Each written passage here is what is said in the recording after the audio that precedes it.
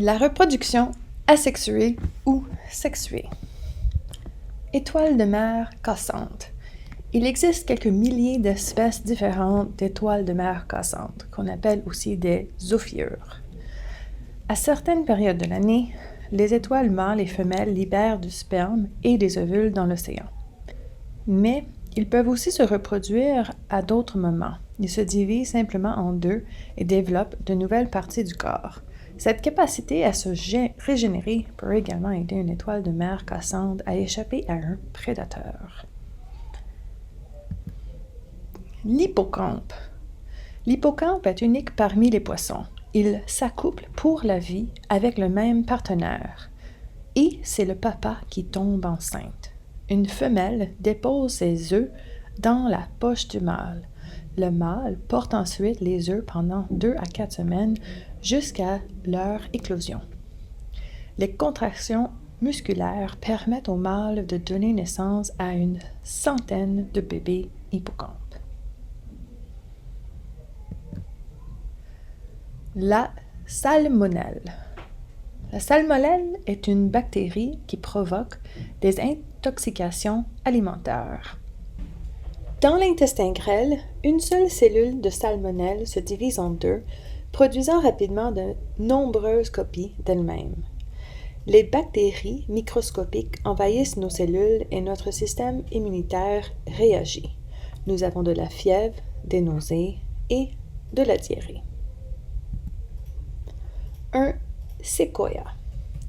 Les séquoias sont les arbres les plus hauts et les plus grands du monde.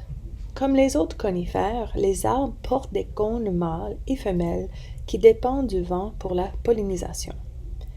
De nouveaux arbres poussent également à partir de grandes racines peu profondes, générant un cercle d'arbres identique aux parents. Les champignons vestes de loup. Les champignons vestes de loup sont trouvés dans le sol ou sur le bois en décomposition dans des zones herbeuses et dans les bois. Ils relâchent des billions de cellules spéciales de leur corps à leur maturité. C'est ça qu'on voit dans l'image à la droite. Les cellules ont besoin de conditions extrêmement précises pour qu'elles puissent germiner. Si les conditions ne sont pas idéales, elles ne parviennent pas à produire un autre champignon. Ça, c'est une bonne chose, parce que si elles avaient 100% de succès de germination, la masse de champignons qui résulterait représenterait par volume 800 fois le volume de la Terre. Ça ne fonctionnerait juste pas. Un autre fait intéressant, les Premières Nations de l'Amérique utilisaient les cellules pour guérir les plaies et les brûlures. Les premiers colons ont également adopté des Premières Nations cette astuce qui fonctionnait extrêmement bien. Puis on a pu prouver plus tard que ces cellules ont véritablement des propriétés antibactériennes, antifongiques et antimicrobiennes. Un saumon. Les saumons vivent dans l'océan, mais ils se reproduisent dans les cours d'eau douce. À maturité, ils migrent en amont vers l'endroit où ils sont nés. Beaucoup nagent sur de grandes distances et seuls les saumons les plus en forme survivent au voyage. La femelle creuse un ou plusieurs nids dans le lit du ruisseau. Alors qu'elle dépose ses ovules, un mâle les recouvre de sperme.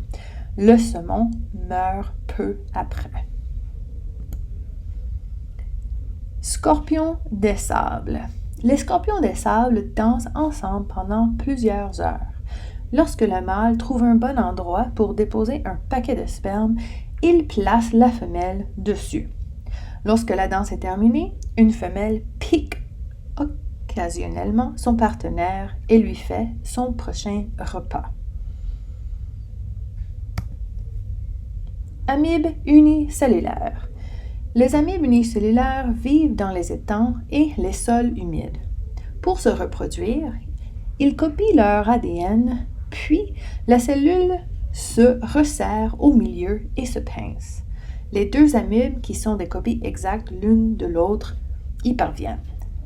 Lorsque les conditions sont réunies, les amibes se divisent toutes les 48 heures. Le fraisier. Le fraisier de jardin pousse des tiges modifiées appelées stolons. Le long des stolons, de minuscules nouveaux plants de fraises prennent racine. Chaque nouvelle plante est identique aux parents. Les insectes pollinisateurs visitent également les fleurs de fraisier. Le pollen d'une fleur rejoint les œufs d'un autre pour former des graines qui recouvrent le fruit de la fraise. Le papillon monarque. Le papillon monarque s'accouple au printemps, juste avant sa migration vers le nord. Regardez les distances que le papillon parcourt, du Mexique des fois jusqu'au nord des États-Unis. Après avoir chassé la femelle au sol, le mâle s'attache à elle et transfère une capsule remplie de sperme et de nourriture. Elle voyage ensuite vers le nord puis pond ses œufs sur des plants d'asclépiades. Les feuilles nourrissent ces larves nouvellement écloses. La levure de boulanger. La levure de boulanger est un minuscule champignon unicellulaire qui fait lever la pâte à pain et convertit les sucres en alcool. Pour se reproduire, un petit bourgeon grandit et reçoit une copie du noyau du parent. Lorsque le bourgeon se pince, la nouvelle cellule est plus petite que la cellule mère, mais génétiquement identique. Le ver de terre commun a des organes reproducteurs mâles et femelles. Pour se reproduire, 2 vers se réunissent pour échanger du sperme. Chaque ver dépose ses propres œufs et le sperme donné dans un cocon gluant qui laisse dans le sol. Les bébés vers émergent quelques semaines plus tard. Les plantes tournesol. Comme les autres plantes à fleurs, le tournesol dépend des insectes pour se reproduire. Les abeilles, à la recherche de nectar, ramassent par inadvertance le pollen et le répandent de leurs fleurs en fleurs. Lorsque les grains de pollen remplis de sperme entrent en contact avec le stigmate, ils développent un tube pollinique qui atteint le ver. Les spermatozoïdes voyagent dans le tube pour fertiliser un ovule. La tête d'un seul tournesol contient des centaines de petites fleurs qui produisent chacune une graine. Le volvox. Un volvox est une algue verte microscopique qui vit dans l'eau des étangs. Des milliers de cellules individuelles se regroupent pour former une sphère creuse appelée colonie. Les sphères à l'intérieur de la colonie sont des clones miniatures du parent. Lorsqu'elles deviennent suffisamment grandes, la colonie mère s'effondre et libère les sphères dans l'eau. Les abeilles. La reine des abeilles s'accouple une fois pour recueillir tout le sperme dont elle aura besoin au cours de sa vie. De retour à la ruche, elle utilise le sperme pour féconder certains œufs, tout en laissant d'autres non fécondés.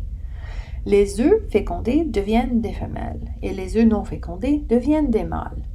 Une femelle choisie sera élevée comme nouvelle reine.